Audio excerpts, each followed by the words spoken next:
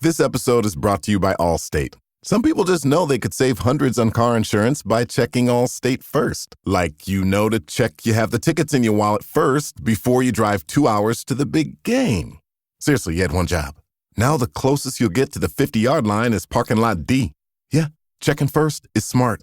So check Allstate first for a quote that could save you hundreds. You're in good hands with Allstate. Savings vary. Terms apply. Allstate Fire and Casualty Insurance Company and Affiliates. Northbrook, Illinois. Earning your degree online doesn't mean you have to go about it alone. At Capella University, we're here to support you when you're ready. From enrollment counselors who get to know you and your goals, to academic coaches who can help you form a plan to stay on track. We care about your success and are dedicated to helping you pursue your goals. Going back to school is a big step, but having support at every step of your academic journey can make a big difference. Imagine your future differently at capella.edu. George Clooney and Brad Pitt's new movie Wolves is on Apple TV Plus September 27th. That's where I want you to be now. So if you want to see George Clooney and Brad Pitt, go to Apple TV Plus. You got to start the story there. Or if you want to see Brad Pitt and George Clooney, go to Apple TV Plus. I am enjoying the show. And if you want to see their new movie Wolves, You can't do it, I'm going to help you out. I can do it, so do it. definitely go to Apple TV Plus. Admit it, it's cool. Okay, fine, it was very cool. Wolves, streaming September 27th on Apple TV Plus. Rated R. You're listening to Saucepans and Sidesteps. Hello and welcome back to Sidesteps and Saucepans. Was it Saucepans and Sidesteps? One of those. Welcome back to it. So welcome back to the Scarlets Fans Podcast. I nearly said the old name. That's the main issue.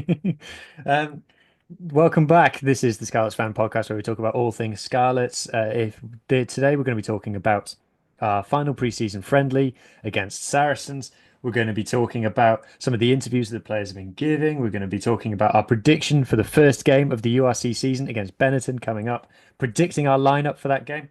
Then we're going to be talking about some wider season predictions, and then we'll be doing a couple of other bits and bobs as well. And rounding up with the community game, which we know is surprisingly popular.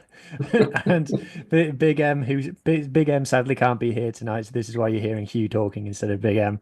He's unfortunately not here, but he's been doing loads of community stuff on the YouTubes and things, and you would lose your mind about how popular it's been. So congratulations to Big M and all that. But I'm not here alone. I'm here with Carwyn. Carwyn, how's it going, mate?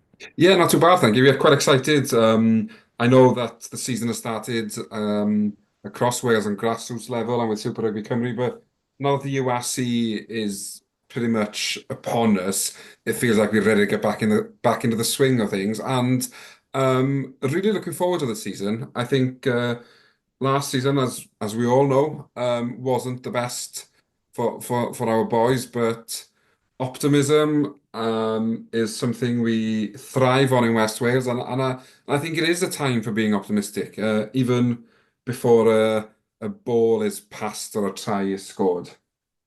Definitely. We're all here for the optimism. So remember, if you're new here, if you're watching on YouTube, subscribe, like the video, leave a comment, interact with us, or if you're listening on Spotify or Apple, give us a 5-star review and you can leave a comment that way. We will read them and we'll read them out on the show if you're extra nice.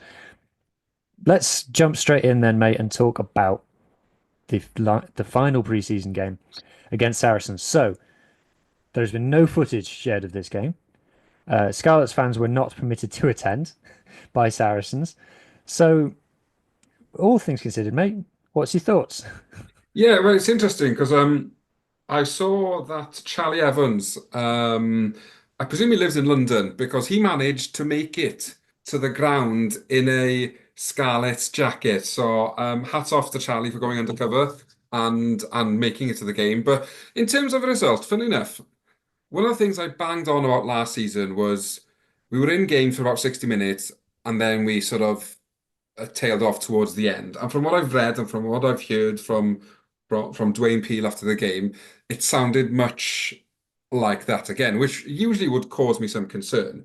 The difference is, from the sounds of it, we had an horrific night for injuries, as in, I think we had to go uncontested scrums. I think we were playing with 13 boys at the end, and the worst possible way to end your preseason campaign, really. But I think despite the defeat and despite the injuries, there's cause for optimism because I think at the 50-minute mark, we pretty much emptied the bench and brought on a lot of academy, senior academy, young players onto the field, giving them experience against a top team. So with that in mind, it sounds like it was a good run out in that sense, and we were scoring tries. We scored tries again, and because that's one thing we're used to seeing from the Scarlets. Probably didn't see as much of it last year as we wanted to. So hopefully, um, we'll see more tries and the defense tighten. But yeah, with no footage, it's very, very hard to sort of mention how any individuals played. Well, yeah, like you say, we did score a few tries. We scored 3 tries and we had 4 tries disallowed in this game. So we had 2 hold-ups, one penalised for a double movement, and one, I think, was a forward pass it was chalked off for. There is footage that exists because I've seen tiny snippets going around, but kind of as we've become used to, just because someone was there with a camera doesn't mean any footage is going to make itself into the public domain. But like you said, definitely positives in the first half. So if we just revisit the team, so the thing that we've been asking for constantly from preseason games is let's see some boys that are actually going to play. So what we saw was a front row of Kelmsley Matthias, Ryan Elias, Henry Thomas, pretty much first choice front row. Yeah, I'd agree with you there. I wouldn't be surprised, maybe, barring any injuries, that's the front row we line up with against Benetton, to be honest. Yeah. Now, as you said, Henry Thomas did go off injured at one point. Now, there was a suggestion by someone on Twitter that he did come back on, but that was contradicted by the Scarlets official report later. So, as you said, Henry Thomas went off injured. Harry O'Connor replaced him. He went off injured, and apparently Harry O'Connor's injury is a nasty one. This isn't officially official, but the rumor is that he's done his Achilles.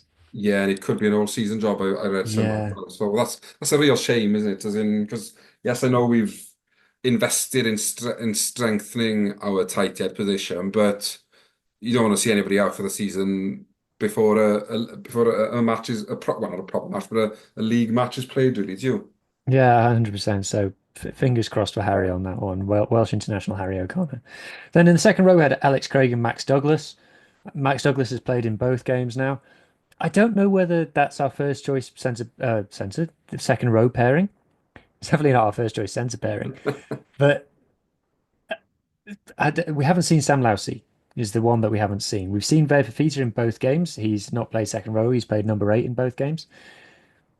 Do you expect to see Max Douglas starting games in the URC in the first block of the season?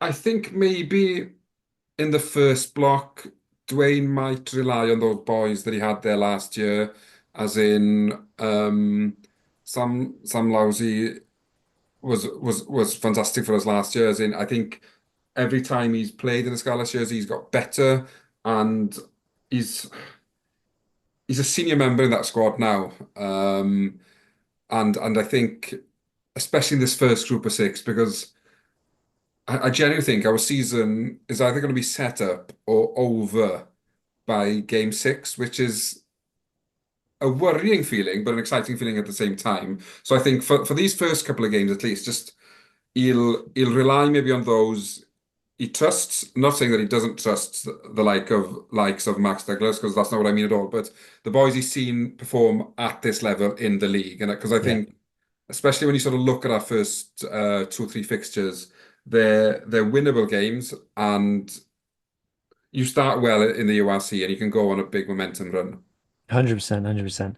So that's the second row. Then we had a back row of Tane Plumtree, Jared Taylor, and Ver Fafita at 8. So Plumtree was playing 6. What's your feeling on the balance of that? So that's definitely players that we would expect to see. Is that a back row trio that you think has balance? We talked a bit about Fafita and Plumtree being quite similar last season. So what's your feeling on that? Yeah, I think that might be the concern there, is that Plumtree and Fafita are similar players. And I think one thing that impressed me very much with Carwyn to last year was his defensive work. Yep. And it's sort of become, he changed his style of play a bit, where instead of maybe being that big ball carrying 8 might have expected from him. He sort of became a bit of a defensive linchpin and really tightened up that game where he was leading the stats in pretty much all of our defensive efforts. So I think um, I'd be inclined to go with a more balanced back row and maybe start with Tuipulotu and bring Fifita off the bench with 30 minutes, 25 minutes to go when the defense of the opposition's a bit they're more tired as well, and there might be a bit more spaces for Fifita to show a bit of that Pacific magic he holds in his feet and gets the offloads going. But again, it wouldn't surprise me maybe if Dwayne sticks with Fifita at 8 at Plumtree at 6, but personally, I'd probably go with Carwyn to start. Yeah. So that was the forward pack. I probably agree with you on your takes there. So then going into the backs, we had Gareth Davis. Cowdor was playing at number 9, so that's the first time we've seen him. And then we had Sam Costello playing at 10. So sorry, I'm just getting things popping up on my screen here. We had Gareth Davis at 9, Sam Costello at 10. Obviously, our first choice fly half. We had back line of Eddie James and Max Page again in the centres. Now, Eddie James did pick up a bump. We don't know anything about that, so fingers crossed that was just God's sake, get him off the pitch if he's got a bruise or even was looked at a bit hard, get him off the pitch. So with it feels like we're going to be seeing Max Page at 13, doesn't it?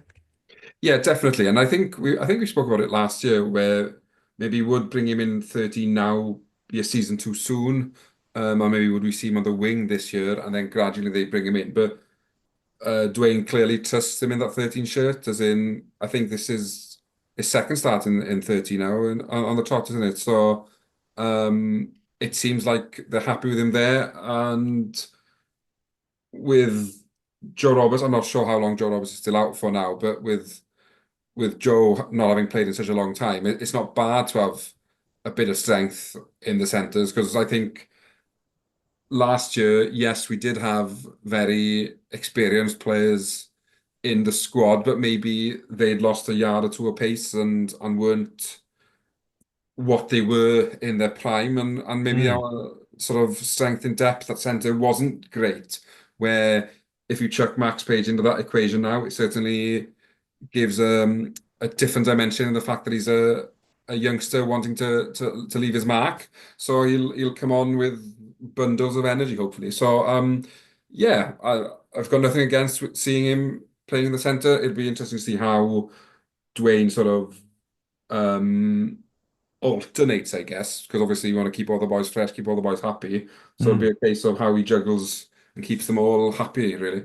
Yeah, 100%, 100%.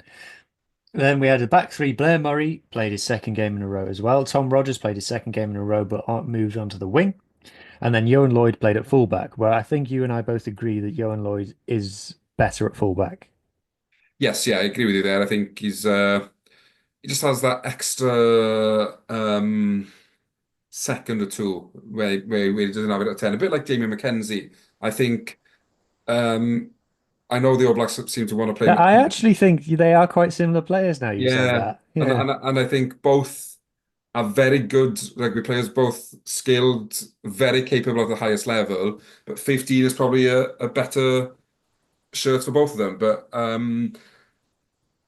the one thing I'm happy with sort of the back three and the players available to us in the back three is that it's going to give Dwayne Peel a real headache this Mm. season because um, Joe Nicholas was outstanding last season. Stepped his game up another level. So he's going to want his name in the mix. Obviously, Johan Lloyd's an international, Tom Rogers international, Blair Murray's an exciting youngsters come over, as in, and that's just naming four. You've obviously got Stefan Evans still knocking about. So yeah, it's headaches like that we want to be sort of seeing Dwayne Peel have because the more headaches he has, the better the boys are playing. Yeah. Something that I actually got a little bit wrong was that Ryan Elias didn't actually play in this game. Ah, He right. pulled out unwell. He pulled out with illness Oh before yeah. the game. So Marnus van der Merwe started. He also went off injured early and was replaced by Isaac Young. So again, going back to what you were saying, was there was a fair few injuries in this game. And then on the bench we had Sam O'Connor, who gets a massive shout out for coming on and playing on the wrong side of the scrum for him and playing there for 44 minutes. So fair play to Sam O'Connor, Jack Price, and Ed Scragg. Ed Scragg, interesting. He was back in, so a lot of people pointed out he played for Bath last week. He was loaned there.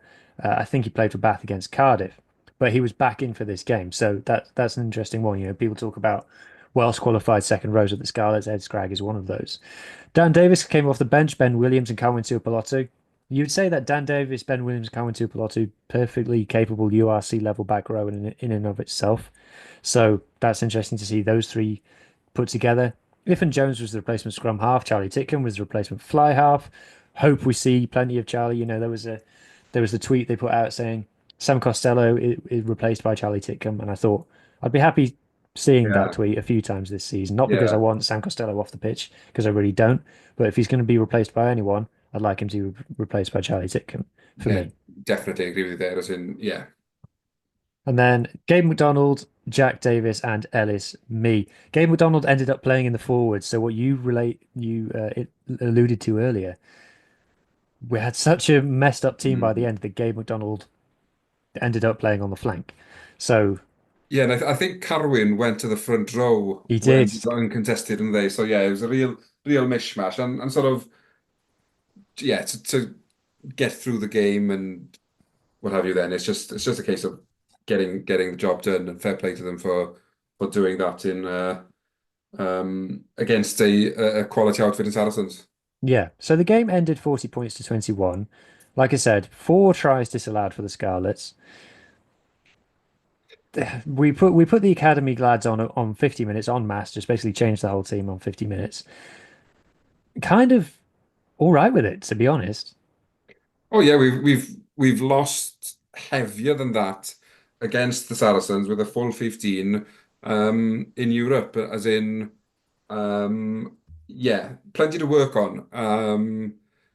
And obviously when you have to reshuffle your team so much, and maybe for a lot of these boys, is their first appearance, or first 5 appearances for the region against um, multiple time European champions, English league champions. It wasn't anybody. They were playing Saracens, who a few years ago people were sort of Hmm. calling the best team in the world. So to come out of that 40-21 and reading about all the injuries and all the changes and everything, it's a case of optimism and to look forward as opposed to sort of think, oh no, here we go again. I think there's more than enough there to have hope that we're in for a big season. Yeah, absolutely. So Dwayne, as you said, gave an interview after the game. He talked really positively about the sort of the attacking energy, how we were on the front foot for a lot of that game, how he was felt we should have scored more. We left several tries out there, not just the 4 disallowed ones, but also passes going to ground where they should have gone to hands and someone would have had a run in and things. So, you know, that we're hearing, you know, we haven't seen it up for ourselves. But that sounds like a good step on from last season. I've got no doubt that having Sam Costello in the team was part of the reason for the huge jump from the Leicester performance to the Saracens performance, because we know he's like a light switch for our team. He makes us twice the team on his own. So yeah, pretty much take it. Pretty much take it. I just hope that the injuries aren't too bad. You know, Dwayne said that we picked up a couple of nasty ones.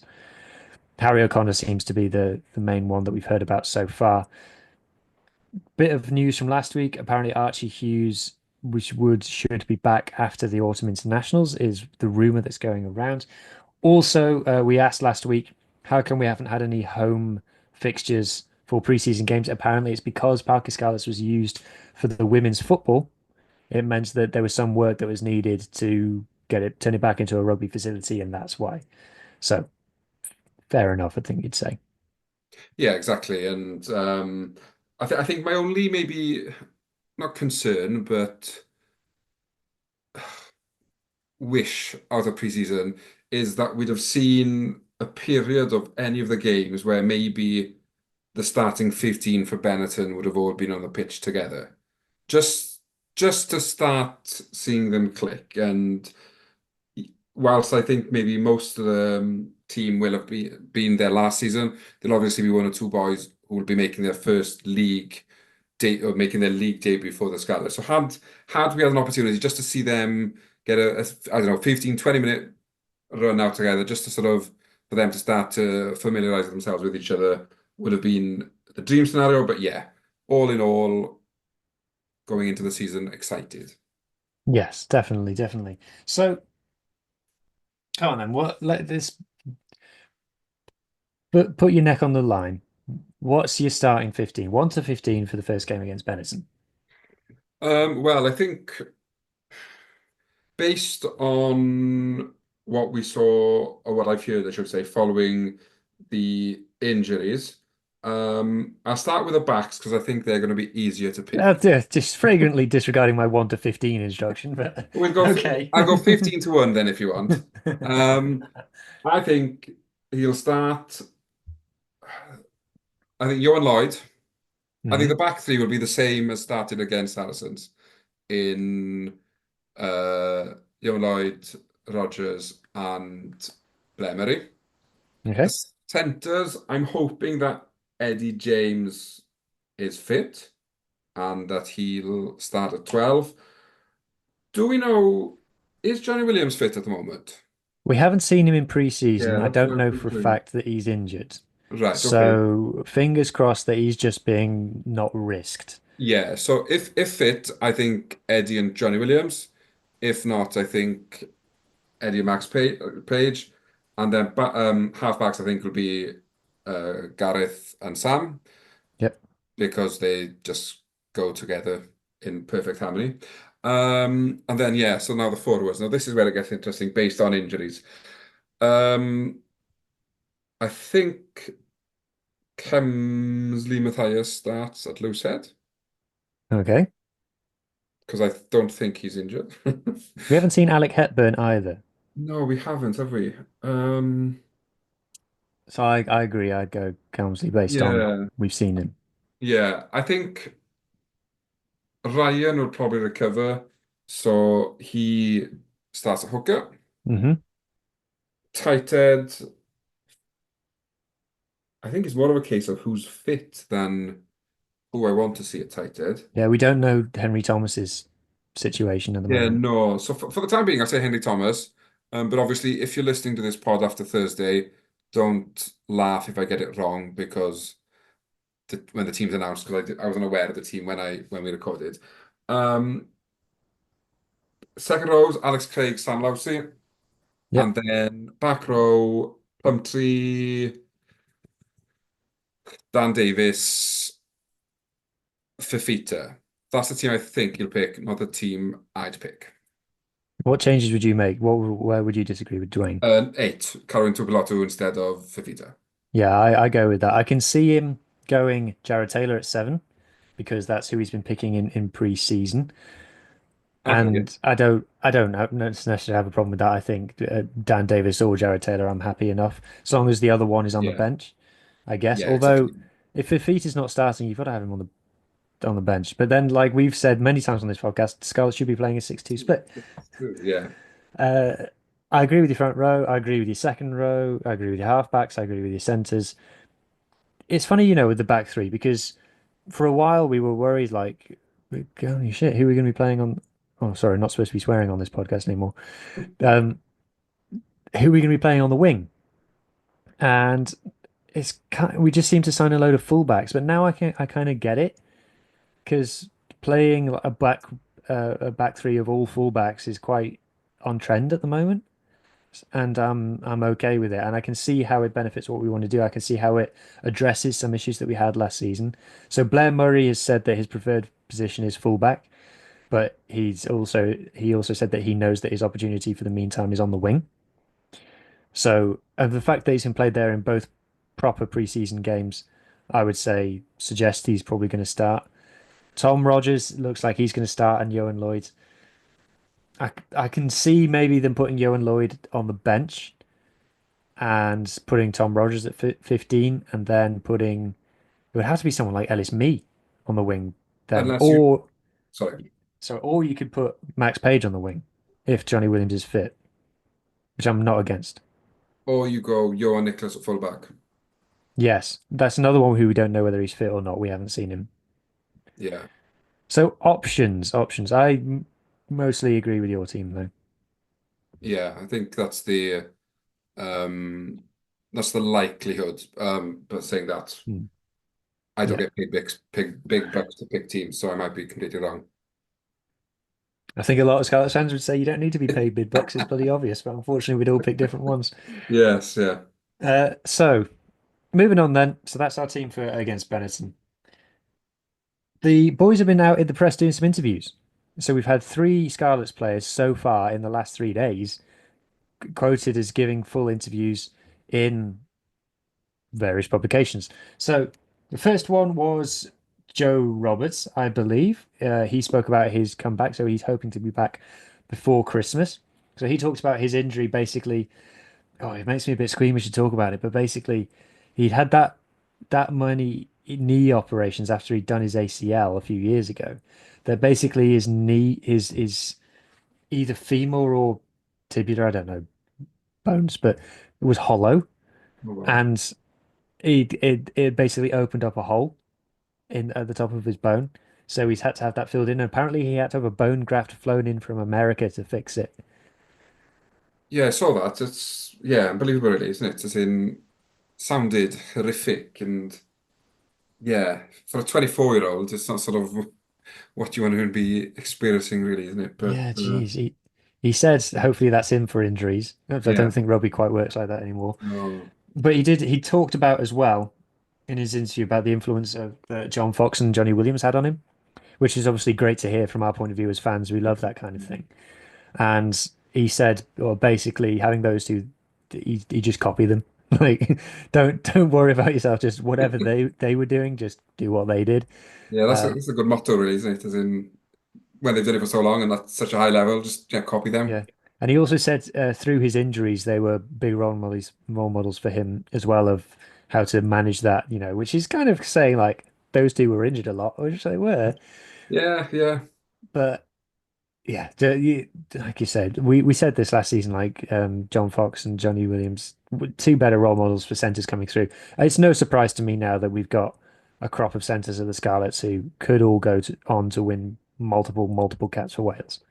yeah, exactly. And I guess once you've had a centre who managed to keep Brian O'Driscoll out of a Lions team when arguably he was the best centre in the world, then I think it says everything. And yeah, we've been gifted really to have him at sort of both ends of his career when he was starting out and sort of when he was towards the end of his career able to mentor or show the younger players how to stay at the top for a long time. So yeah, hopefully they'll have all tapped into his experience and we'll be better off as players for it. Yeah. So that was Joe's interview. Carwyn Tupolotto also did an interview. So there was two interesting things from Carwyn's interview. So in the first part, he talked about the pressure that's been on him and how the fact, he was obviously massive from a young age and he's got the surname and he's Tongan and things that people in Wales in particular were like, oh, you're going to be this kind of player. We talked about this on the podcast. And he's a cousin of the Vunipolas and he's a cousin of Talupe Faletau.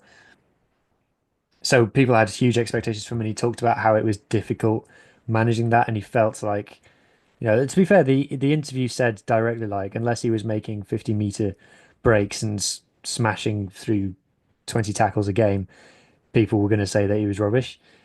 So now it's good that he's gotten to the point where he can feel that he knows how to manage that expectation.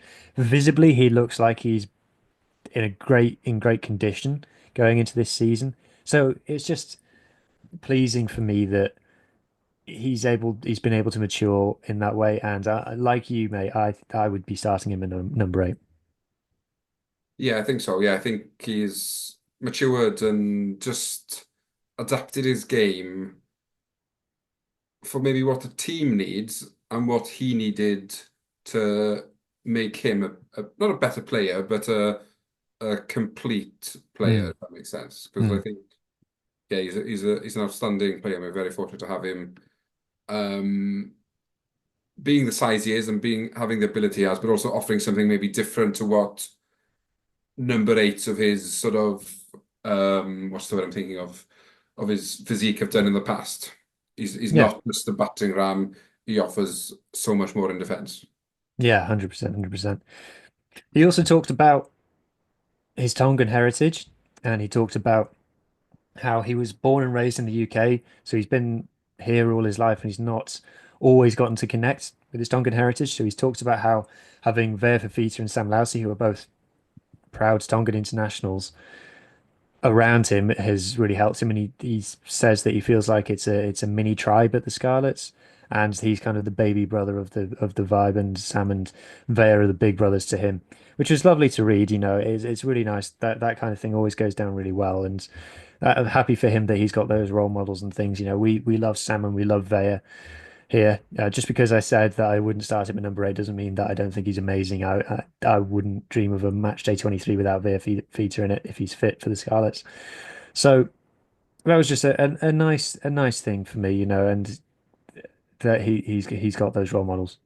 Yeah, and I think it says a lot about Carwyn as the person. We've talked a lot about him as the rugby player, but he just seems very grounded and very humble and Mm, um yeah, and as you say, to have Fafita and Sam around you to educate you and share their Tongan heritage with you is just amazing. And it I think it just says we bang on about the Scarlets being a family club, a family region, but it just shows that these players they just go above and beyond sometimes just to to share their experiences and cultures and something I think it's easily forgotten when you're traveling around the world playing a professional sport. You sort of just think you're in the game and that's it, but actually there's so much more, and they spend so much time together, especially in the URC where they travel yeah. to what is it, four different countries. So you're often on planes or buses or you got time to talk and downtime. So yeah, it's good, and it's nice of Carwyn for him to, it's nice of Carwyn to have said that about them as well. I think it says a lot. Yeah, definitely. He also said in his interview that he does dream of playing for Wales one day, which I hope that happens. He's probably already good enough to play for Tonga. Like Tonga, obviously at the World Cup had the likes of Vita and Sam Lousy available to them, among others. At the moment, they're playing in the Pacific Nations Cup. They haven't got their big name players with them. Benetton and Mifuna is pretty much the only big name player who's playing for Tonga. So he could probably get into the Tonga squad already. So I would like him to be able to keep that in mind as well. If it for whatever reason it never happens with Wales, I it's totally up to him. It's his journey and everything. Obviously, I'm not telling him what to do, but I think he could probably play for Tonga already if He's he wanted to. definitely, yeah, he's definitely got that international quality in him, and it's hard, isn't it? Because obviously, he's been born, raised, lived his entire life in Wales, and as we know, things aren't always in harmony when it comes to um, Tongan rugby. We often hear about the Yeah, players not getting paid or and what have you. And I presume maybe they've left all their big names out the Pacific Nations Cup due to costs. I'm not trying to suggest that, but I'd imagine having to fly them all over to the Pacific Islands would cost a lot. So maybe that's their reasoning. I don't know, but it's something for him to bear in mind. But obviously, I think it's easy to forget as well. He's still very much a youngster who's got years ahead of him, and 22, 23, yeah, something like exactly. that. Yeah, Yeah, so it's easy to forget that because he seems to have been around for so long now, and is such a big character within the squad. So yeah, yeah, we'll see. It's an interesting one to keep an eye on, I think. yeah. And then the final boy who gave us some interviews was Blair Murray. So I think he gave one in conjunction with Tame Plumtree because Tame Plumtree is also quoted in this. So he's talking about his move to Wales and how it's not that different to New Zealand, basically. And they talk about where he and Tane, apparently they hang out together a lot, the two Kiwi boys, and go to the pub together all the time, basically. Um, but he talked about how he came to sign for the Scarlets. So he was obviously with the Crusaders and with Canterbury down in New Zealand. And he, for whatever reason, he didn't get an opportunity with the Crusaders. So once he didn't get one this season, he thought, okay, I'm going to start looking elsewhere for opportunities. So one person who he could speak to while he was at the Crusaders was a certain Lee Halfpenny, who happened to be hanging around that gaff at the time. So he says, I had a couple of chats with Lee, and he made my decision a lot easier. He was saying how I was going to love it.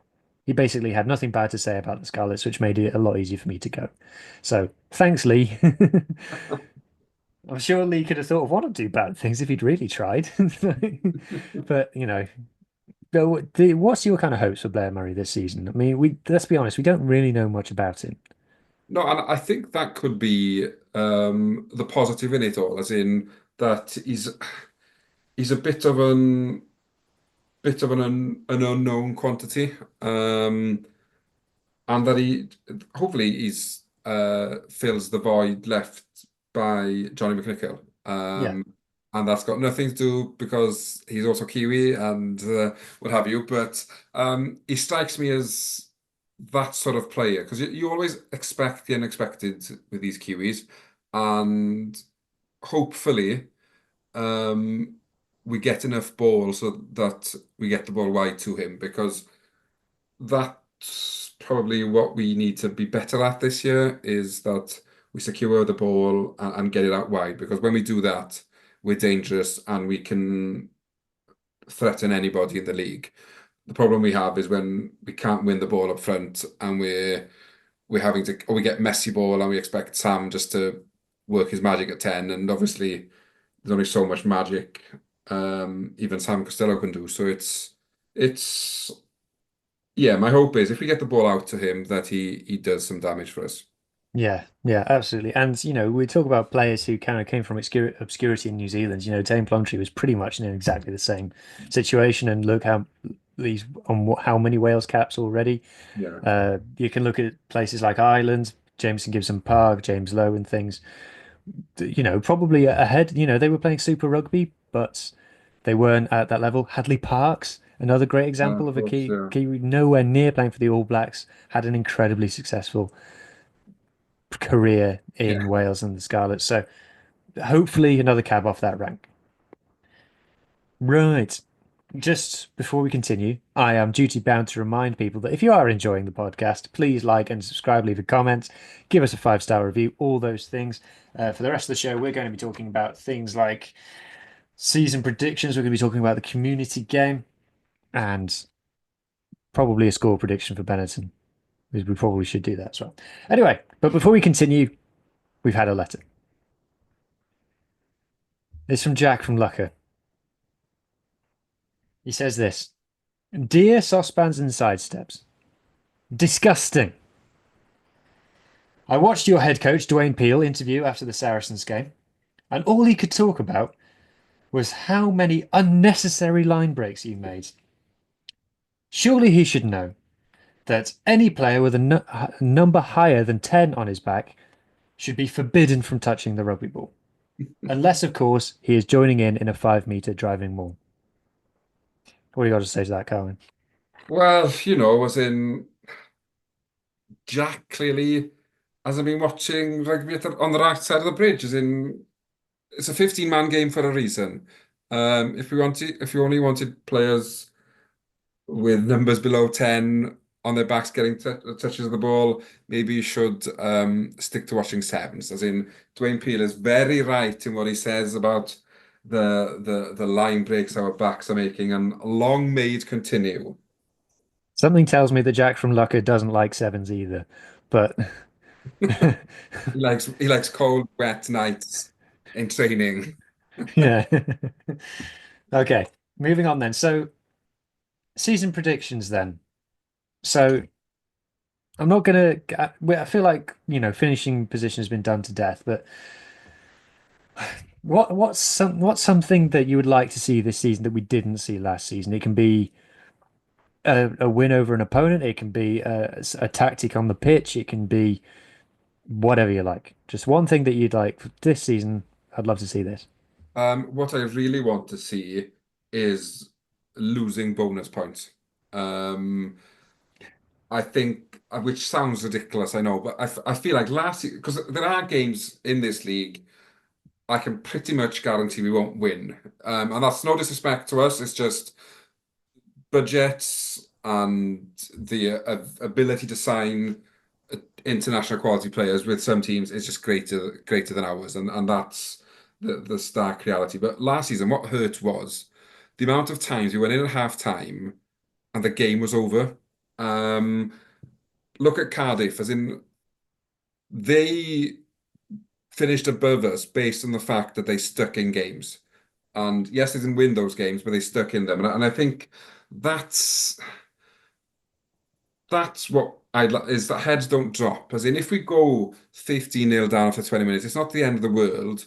Slowly work your way back into games, stick in them, and um, pretty much turn the Saracens' first 60-minute performance into an 80. Because I think after 60 minutes, it was something 21-20, or we were really in it at that point. And then obviously we went down to 13, and we'd made all those changes. So that's how they ran away with it. But if we could change that 16 to an 80, then I'd be very happy. Yeah, I agree with that. In terms of a tactic that I'd like to see more, well, it's not really well, yeah, it's a tactic. I'd like to see us use the sub bench a bit more smartly. I feel there was times last season where we didn't use all of our substitutes. There was times where we left subs way too late. I'd like to think that if we've got, particularly in the back row, 6-2 split, Dwayne, like that strength and depth that we've got there, use it. And the best teams in the world, South Africa and Ireland, use their subs bench tactically really well. And someone like New Zealand at the moment are getting criticised for their Razor Robertson not really being able to use the subs bench effectively. So that's something that I'd like to see us do a bit better for sure. I think, Who? Oh, sorry. go on. Sorry, No, mate. just to pick up on that, I think a lot of the problem, not the problem last year, but maybe the issue was because of injuries and stuff. Yes, we had players on the bench to cover positions, but it would have been a case of exposing them maybe to a level of rugby they weren't ready to play at. Where I feel like because of the year we had, where we had to play these players out of their depth, maybe is the best way to describe it. This year, I think they'll be a different beast, and I fully expect Dwayne to um, put trust in the bench earlier this season, and we will be seeing changes after 50 minutes when the boys are starting to tire because it's not chucking them in at the deep end because that happened last year. I hope I'm not sort of shooting myself in the foot here, but I do think last year was the transitioning season that we needed to almost take an not an account, but sort of a new into senior rugby squad. So this year they're ready for the challenge and hit the ground running. Yeah, yeah, definitely. Who then is going to be who's your prediction for player of the season? Scarlets player of the season. Oh, I'm gonna go Eddie James. I think he's gonna have um, a season to remember based on getting into the Welsh squad, as in being that much older. And yeah, I'm expecting big things from young Eddie this year. I was going to say Eddie James as well. Oh, That wow, was how my good one. that? Yeah. And I feel like I need to say another one now. Uh, it could be, if we saw the impact of Alex Craig last season, it could be him again, to be honest. But I can see it being one of our forward signings. I can see it being one of the boys who's come in and gone, oh, this is what we were missing, type thing. Hmm. So I can see it being one of those guys. I'm not going to be specific as to which one, but I can see it being one of our forward Yeah. imports. What about a breakout star of the season? Um, I'll pick a forward and the back because I can. Okay. And we've talked about a lot of them already. And I don't know if you can say Carwyn and Huw is a breakout star because he's been around for 2 or 3 years, but I think this season he'll um, lay his mark down for as a starter based on his ability and not maybe being forced to be picked because we expected him to be a massive cannonball because of his size. I think he'll Mm. get picked. He'll be he'll get the number 8 shirt because of what he does well on the pitch. And I think Blair Murray, I genuinely think we're going to be seeing a 15 to 20 tries if he stays fit. What, 15 to 20 tries? Really? Yeah, That's a lot of tries, Carwyn. well, big things expected from this young man. Big things. All right, I'll clip that up. Flip that up, and I'll retweet it come the end of the season. Okay. All right. I'm gonna go for breakout star. Archie Hughes is well positioned to be a breakout star because he's clear second choice, and to be honest, by the end of the season, he could end up being first choice. Although it's unfortunate that he's had his injury, which is a bit of a setback for him. If it's not Archie Hughes, it could be Max Page because I just think he's going to get a lot of minutes. I think he's going to get a lot of minutes, and Blair Murray's a good shout as well, to be fair. But I think he could be the one who, by the end of the season, you're like, okay, no, this is a senior player. Although I kind of expect him to go back to the Drovers a couple of times as well to play in Super Rugby Cymru. Which I don't think is the worst thing in the world either. Because he's so young, I'd rather him play every week than not traveling with the Scarlets and just or not being involved in the match day 23 and Yeah. just being I'd rather see him play for Llandovery, just because get minutes under his belt and almost sort of say if he plays 13 if that's where Dwayne sees him in his plans. So there's almost that agreement that he's just consistently played in the same position just so his skills get better as a 13. Mm, mm. Yeah, I agree with that. Any other predictions? Have you just got anything else that you want to throw out there? Um, I'd like to see us. I can't remember how I worded it. I was talking to a group of friends on WhatsApp, and I worded it in a way which I thought was very clever. I think I said top 10, and at worst be the second Welsh region. Yeah. I think I'd said top 10, as in I'd love to say we're going to be in the playoffs, but that'll all come down to the odd result or two. Mm, Um, and I think yeah, because I think that's probably I'd love us to be in the playoffs, but I think the reality is we're not quite there yet. mm. I've decided that we are going to be in the playoffs, and I will refuse to back down. I like it. We'll clip that up as well for you. Yeah, every time I've been asked, I've been like, Scarlets are making the playoffs. And people look at me like, what? I go, no, I've said it now. So that's what I'm going with. I'm definitely ready to be hurt again. I'm like, come on, Scarlet. Yeah, well, But why not? Why not? Why not? It's that time of season we have to believe, don't we? exactly. If we What win, what if we win the first 6, I'm wanting home. I'm home. I want home quarter final. Then it's not top 10. It's top 4. Ah, love it. Okay. Now we're on to the money making bit of the podcast where we run through the community results. Yes, yes. So I've been given the honour of reading this as Martin's not here. So we'll start with Super Rugby Cymru. Very exciting, of course, that hit our screens last weekend, and it was a good opening weekend for both teams within the region. With Llandovery, defending champions of the Welsh Prem, not hosting, travelling on the opening night to Pooler Park, coming away with a 21-18 victory. Will Evans of the Scarlets in the starting 15 with Harry Thomas and Stefan Jack Jones named in the 23. Then on the Saturday, Carmarthen Quins entertaining Swansea. Carmarthen Quins winning 39-29 with Yori Badham and Cal in the starting 15 and Callum Woolley in the 23. And don't forget, if you are big Super Rugby Cymru fans, that a new podcast, part of the Rat family, the SRC podcast, is available on platforms, and they are on Twitter at the SRC podcast. So do give them a follow, give them a like, give them a subscribe if you are all things Super Rugby Cymru. Yeah. Then So just on this on the Super Rugby Cymru, did you like the Llandovery game was awesome. It Like was, on yeah. it was on S4C on a Thursday night, and the intensity I was stunned. I It was full on.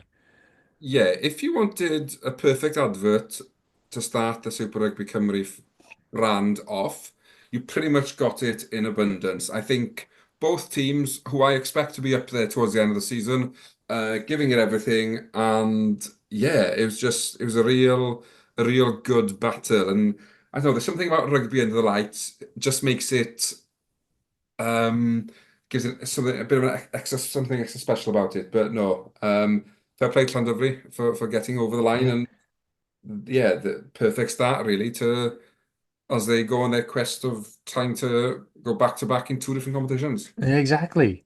There is also the Shield thing, which I thought was a USC thing, but it's not. It's a Super Rugby Cymru thing.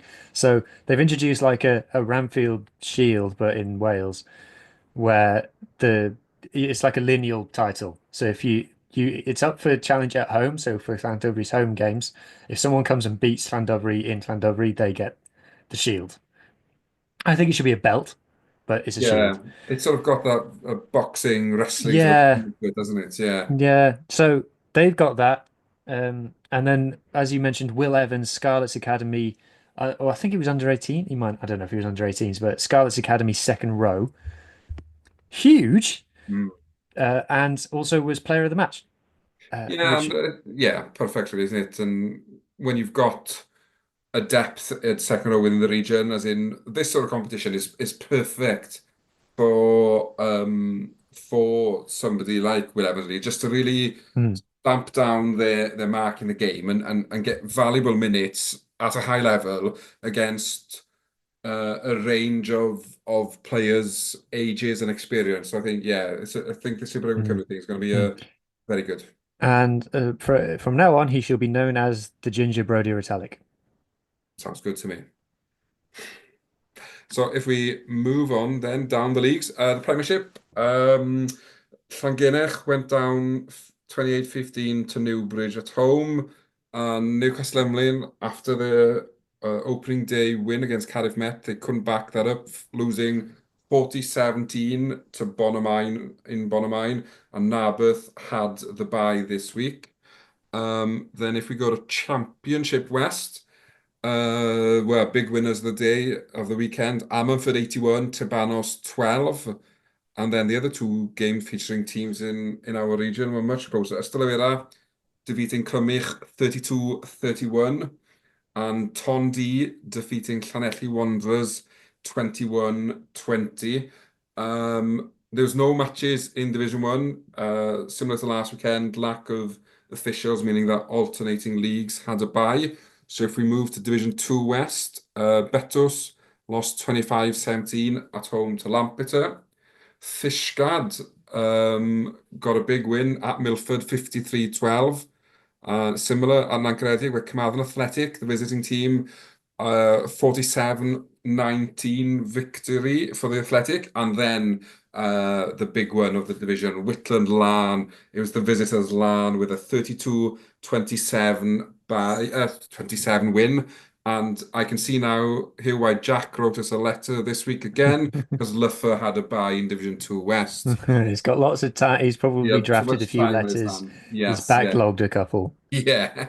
Then if we skip over to Division 2 West Central, only one game in this division featuring our teams from our region, and Abercraft winning 34-12 against Bryn Aman. A similar story in Division 3 to Division 1, no fixtures due to lack of officials. So we'll quickly go on down to Division 4. We'll start in West A, and it was the battle of the second teams. As Narberth Athletic travelled to Crymych Athletic, and Narberth won 25-7. Neyland defeating Llangwm 54-19 in Llangwm. Newcastle Emlyn Dreigia, so Newcastle Emlyn second teams winning 30-14 at home to Llanybydder. Pembroke Dock winning the big Pembroke battle 38-17 at home to Pembroke. And Yes. St David's had the bye. And then Division 4 West B. Binia losing 39-14 at home to Fall Bay. Furness defeating Huw, your team, New Dock Stars 19-18. Fix. What's gone on there? Yeah, exactly. Yeah, not 19 to 18. That doesn't sound plausible, does it? no, it I mean, doesn't there's at something all. clearly something gone on there. Yeah. Llanderby defeating Tregaron 32-12. And then in the big derby here again, Pantyffynon, Pennebank. Pantyffynon not having the best season last year, but starting this season with a bonus point win, 26-20. And I read a match report. The thousands at Cain Maimo were rocking when Pantyffynon scored their bonus point winning try to win the game with only 5 minutes left. A And lot of then, people there, was there? well, I don't know how much fabricating was in the match report, but they were certainly bouncing at Pantyffynon. And then the last game in Division 4 West B, Tymsaran beating Pontiets 50-17. And also, finally, in the Dua Shield, Ceredigion defeating Carmarthen 14-10. Llanelli defeating RGC West 24-19. And Mynydd Mawr and Dyneddwr slipping to a 2018 defeat at home to Pembroke. And Martin, in all his community game knowledge, left a PS after this result saying Pembroke beating Mynydd Mawr in Mynydd Mawr is huge. Mynydd Mawr lost 1918, the Shield final last year, and this result puts Pembrokeshire on track to win the Scarlets group and enter the Shield quarter-final, and that is a whistle-stop tour around the community game. Wow. I'll take Martin's word for it. Yes, this sounds big. Yeah. So there's the community roundup. So that just leaves for us to give a score prediction for the Benetton game. Away in Benetton, they don't lose a lot at home. But new season, new start, new leaves, etc. So what are you saying? The Scarlets by how many? Oh, I'm gonna say it's gonna be a. Do I go bonus point on the first week? Oh, am I that? Yes, I'm that optimistic. Scarlets to win by 11, 35-24. Oh, why do I do it? Okay, so I'm going for a Scarlets win as well. I'm going to go Scarlets by 2, and I think it's going to be a goal line defense with the clock in the red, and I think Dan Davis is going to turn up with a massive turnover on our own line, and you're going to see players going 2 arms in the air, giving it the whole Ken Owens double fist pump, and it's a historic result for the Scarlets and Benetton fully mudded. That's what I'm going for. Love it. I'm trying to find what Martin said because he went for a 32-22 Scarlets win. Scarlets by 10. Yeah, I like Scarlets it. 10, and he thinks 6th in the league and European quarterfinals. So it's optimism all around. We've got a class group in Europe, but we'll talk about that on a future pod. Yeah. Okay, so thank you, Carwyn, Thank you very much. It's been good. For speaking to me this evening. And for everybody else, again, like, subscribe, follow, comment, all the things. You can find us on Twitter at ScarletsPems. Link will be in the description box down below. You can find us on Facebook as well, Saucepans and Sidesteps. Our Facebook community is great, so get in amongst that if that's where you like to do your social media. It's a very positive, very happy place, which is a rarity in Welsh rugby social media, so definitely get in amongst it. And like I said, if you leave a comment down below on the YouTubes, we'll read it and we'll respond, so looking forward to it. So, speak to you next week after a glorious Scarlets victory out in Benetton.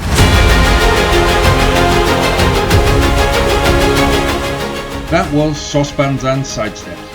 Please rate, review and share on socials if you can, and join us again next week for more of the same. And until then, enjoy your rugby.